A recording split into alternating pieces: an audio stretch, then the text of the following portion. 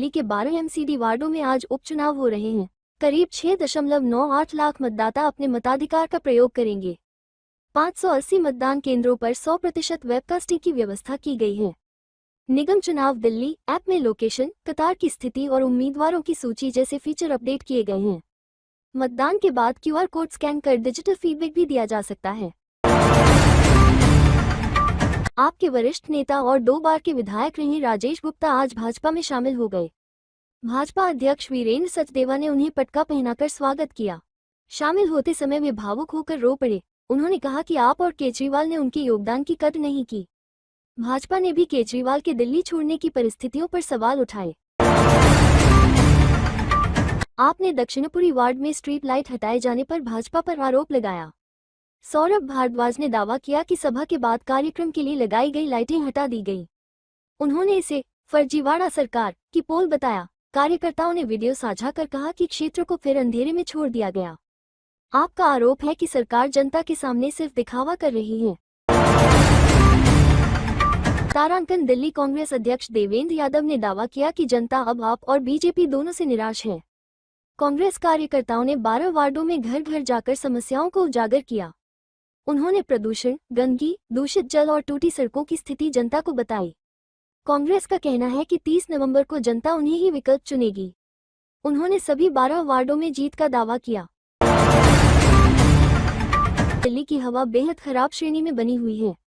CPCB के अनुसार आज का AQI 332 दर्ज किया गया। कई क्षेत्रों में AQI 400 के पार पहुंच गया है। वायु प्रदूषण से स्वास्थ्य संबंधी दिक्कतें बढ़ रही हैं। लोगों को सावधानी बरतने और बाहर कम समय बिताने की सलाह दी गई है। पहाड़ों में बर्फबारी के बाद दिल्ली में ठंड बढ़ गई है। न्यूनतम तापमान आने वाले दिनों में 7 डिग्री से नीचे जा सकता है। 29 नवंबर से 4 दिसंबर तक हल्की गिरावट दर्ज होगी। दिन का तापमान 8 से 10 डिग्री सेल्सियस के बीच रहने का अनुमान है।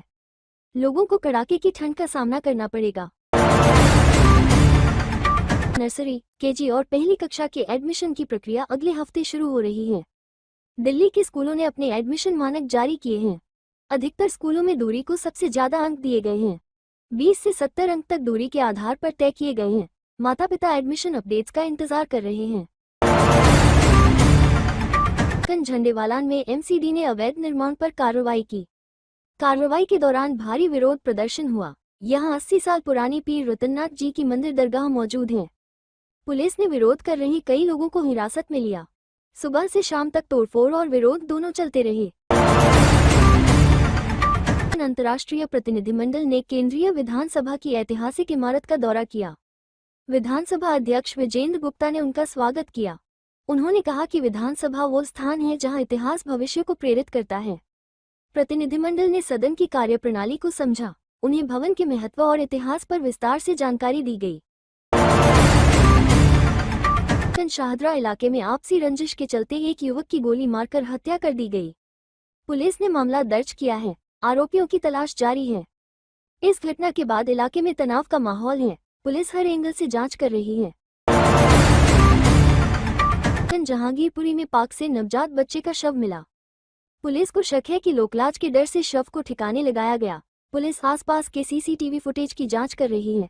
लोगों में घटना को लेकर आक्रोश है। शव को पोस्टमार्टम के लिए भेज दिया गया है। भसवा डेयरी इलाके में नाबालिग ने अपनी बहन की दोस्ती का विरोध करने पर भाई की हत्या कर दी। आरोपी भी नाबालिग है और उसने दोस्तों के साथ मिलकर वारदात को अंजाम दिया। पुलिस ने मामला दर्ज कर जांच शुरू कर दी है। घटना के बाद इलाके में सनसनी फैल गई। परिवार और स्थानीय लोगों में शोक का माहौल है।